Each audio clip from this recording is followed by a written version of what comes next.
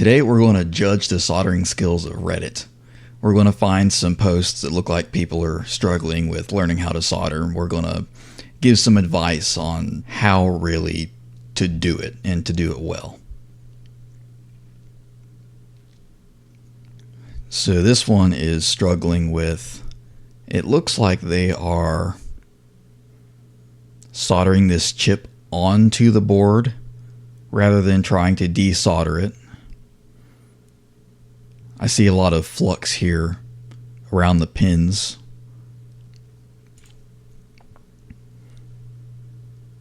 But they're trying to remove all these solder blobs that are shorting out the pins.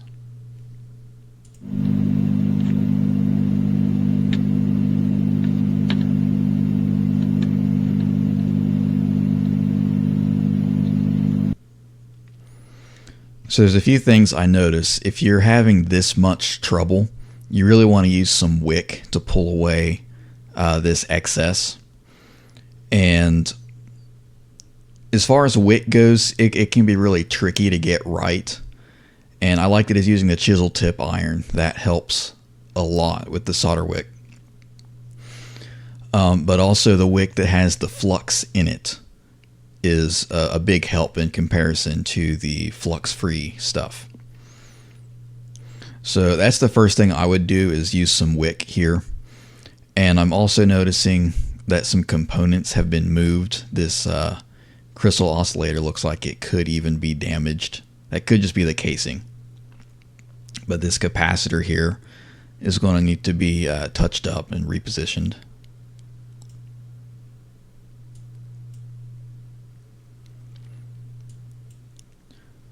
And it looks like there's something that goes right here in this spot that has been removed. It could have just been blank from the factory. So here's some more context. I soldered this QFP package with a hot air gun, so he is soldering it to the board. After soldering, I found that some pins are bridged with solder. I tried using a soldering iron with flux and solder wick, but I still can't remove the bridges. Okay, so solder wick has been tried.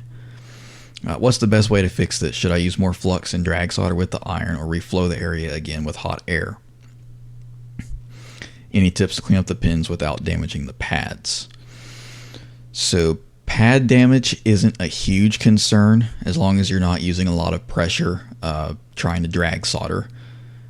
Pad damage usually occurs whenever you're desoldering. My recommendation would be to improve your solder wick technique. So if you have to, if your iron's not very powerful, cut a section off the solder wick so that you limit the amount of wick that the iron has to heat up. And then if there's no flux already in it, add some to it and use some hot air on the board. Just warm it up. Don't get the solder melted. Just use some hot air, get the board preheated so all the heat's not sucked away. And then you want to lay the solder wick kind of next to the pins rather than right on them. That way you can kind of just see what you're doing as you edge up closer to it. And set your iron on your solder wick with the long side of the tip going along with the wick. That part it's relatively straightforward, but you want to maximize your contact surface. That way you're maximizing heat transfer and making sure that the solder is going to be drawn up into the wick. And with solder wick, it's a game of heat conductance. The biggest issue that I've had using solder wick is it conducts heat away too quickly, or it can't get the solder hot enough because, well, it's kind of the same thing. It's conducting heat away too quickly. I especially have that problem desoldering anything soldered with unleaded solder. Adding some leaded solder to it can help, but in this instance, you're already soldering with whatever you chose. It looks leaded because it's shiny. Unleaded solder is usually always cloudy looking. And I do recommend leaded solder over unleaded. Another thing you could try, and this is something that I've done, is clean up all this flux and get a look at it while it's clean. And usually I do that if there's solder back behind the pins and I can't really tell what I'm looking at. Getting that cleaned up helps me differentiate the flux from the solder, because under a light they're both shiny, so they can look very similar.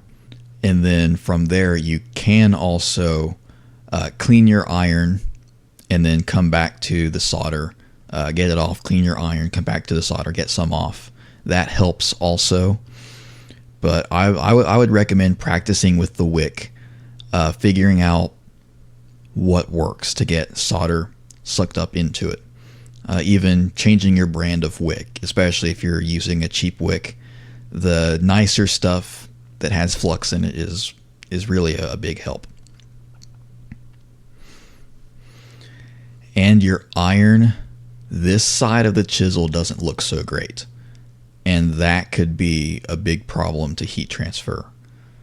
If the other side of the chisel is alright, I really can't tell in this video.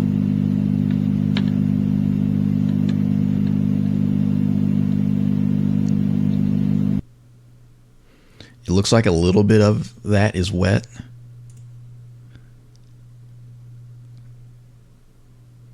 So if you have an iron tip where the solder can't adhere to it, in my experience, that has a pretty big impact on how well the heat gets conducted from the iron to the workpiece. That's about all I have on this one. Let's look for another.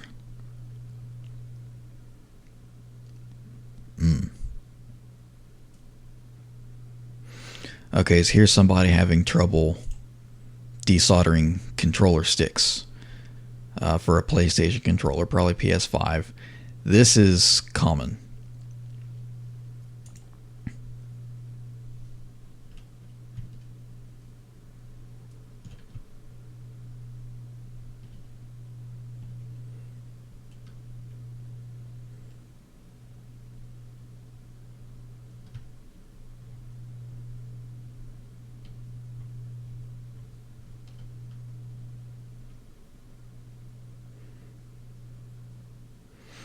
Okay, so right off the bat, what I'm seeing is,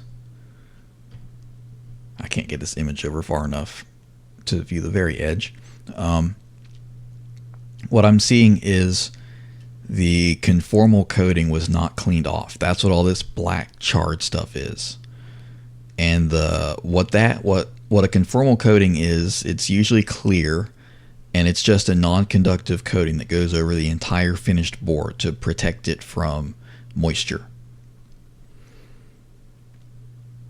So the first thing you want to do is clean that off with 99% alcohol or acetone. They both work. I've used acetone a lot,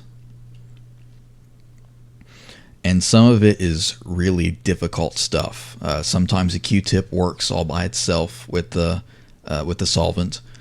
Sometimes you have to use something abrasive like a bamboo skewer.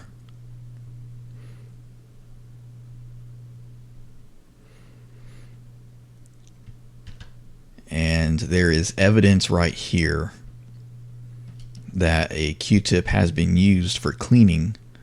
I'm going to guess, based on this over here, it was cleaned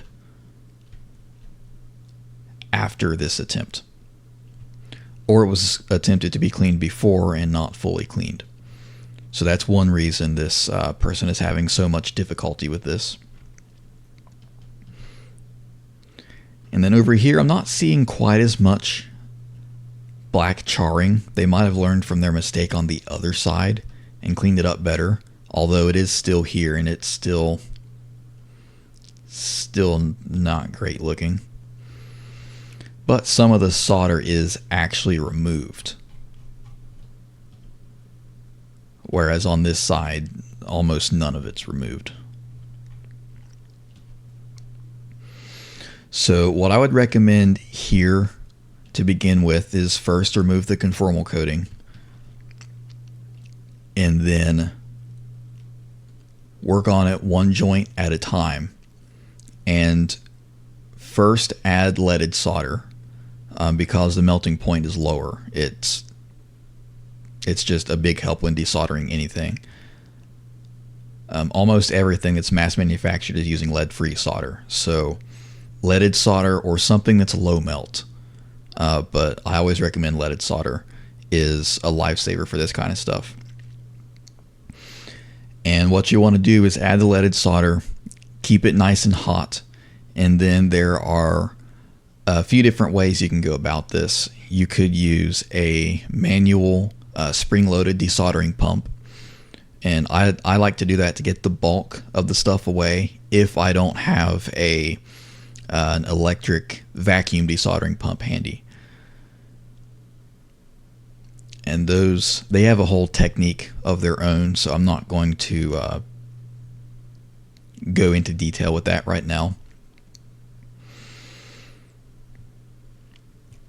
But with this sort of stuff, what you're usually going to want to do is add the leaded solder, get it nice and hot, get it to the point where you've had enough heat on it for long enough that you can move the pin in its hole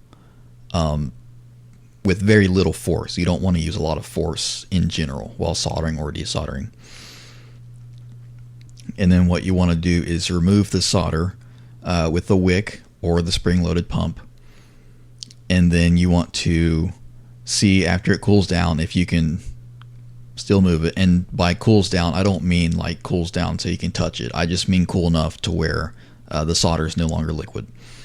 So once it cools down, if you can still move that pin, or if you can still see solder in the hole, and if you can still see more solder in the hole, add some more leaded solder, get it nice and hot, wick it out, pump it out.